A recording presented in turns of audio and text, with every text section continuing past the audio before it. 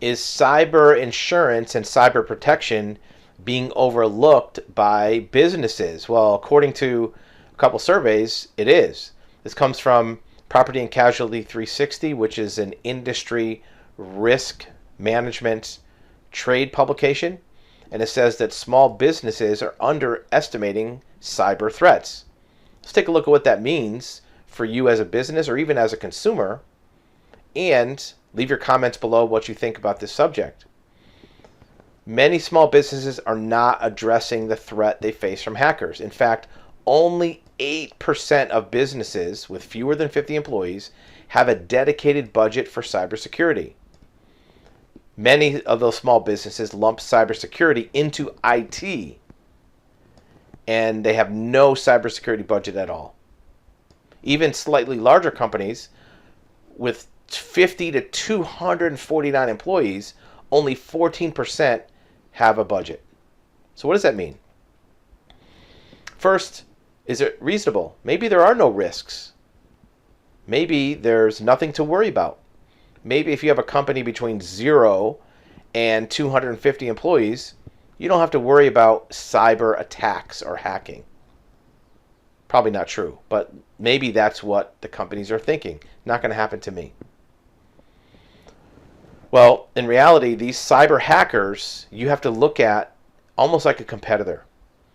If you are a company that's in the marketplace that sells a product or service, every day you probably think about who are your competitors, who's doing advertising, who's talking bad about you, whose salesmen are out there trying to steal your customers, offer a better deal, offer better service. Can you relate to that mentality? We'll take that same mentality and apply it to cyber security, because I can tell you this right now. The cyber hackers operate like a business.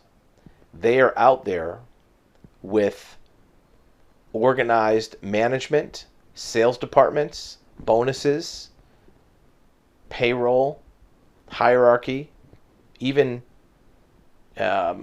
manuals of how to run your business. These cyber hacking companies are organized as much, if not more, than your company.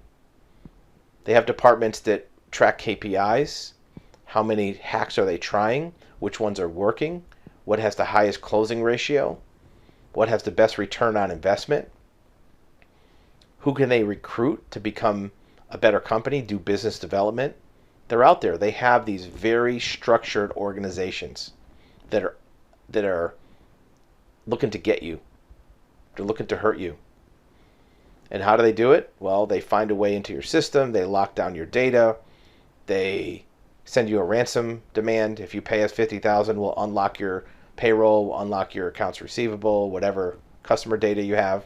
And if you don't pay, not only will we not unlock it, but we will also release it to the public, to your competitors, to the government, whoever. How can you prevent it? Well, it doesn't take much.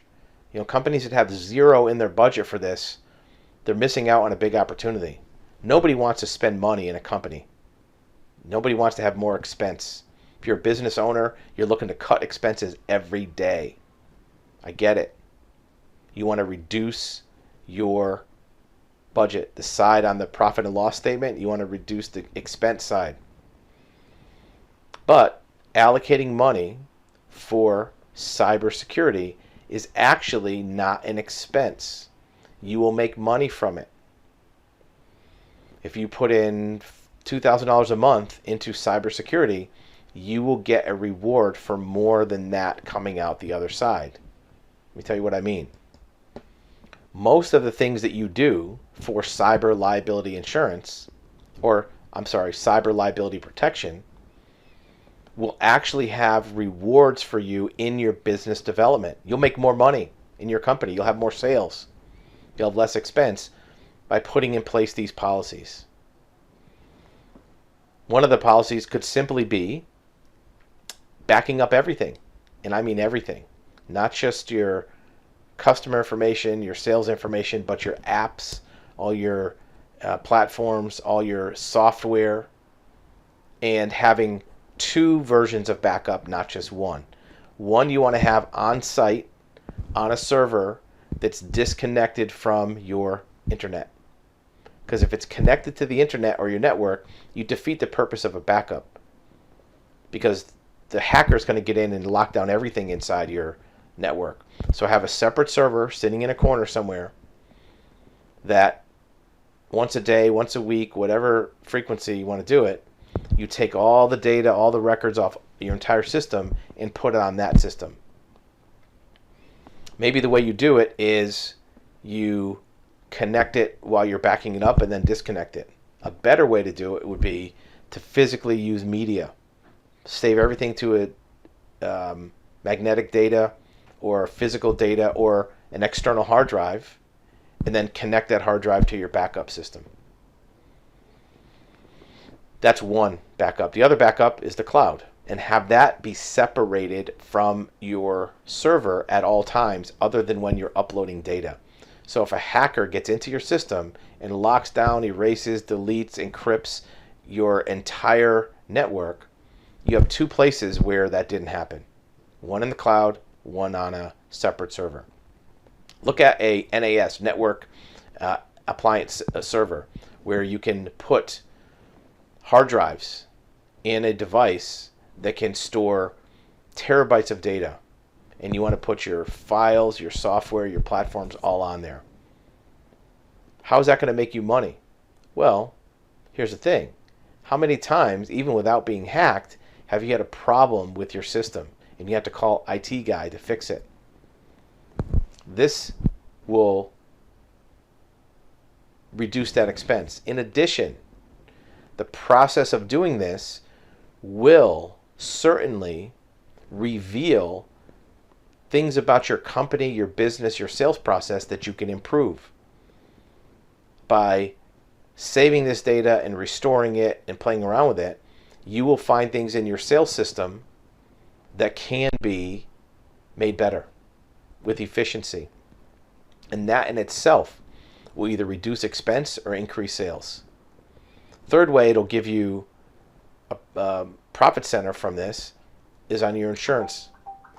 If you are going to buy cyber liability insurance, which if you don't have it today, you are going to buy it someday, guaranteed. It's kind of like you wouldn't think about not having general liability insurance today. You wouldn't think about not having fire insurance on your building. You wouldn't think about doing that. There's going to come a day in your life that you would just imagine, I wouldn't even think about not having cyber insurance. When that day comes, the agency, broker, insurer, whoever is writing your policy is going to ask you, what do you do right now for cyber protection? If you say, I don't know, my IT guy does it, wrong answer, you're going to pay twice as much for a cyber policy. If you can say, well, for the last 12 months, we've been doing these procedures, putting things into a server, separating things, having meetings, efficiency, boom, you're in. Secret handshake, you get a policy, and it's cheap. Because the cyber insurance are already starting to take big losses from companies that had no plan in place. So in the future, even starting today, many of the cyber insurance companies will not even write a policy to a company that has no cyber protection system in place. And if they do, it's going to cost an arm and a leg. So those are ways that you can get better prices on cyber insurance and do things that will help your business, even without having a claim, to grow more and have less expense.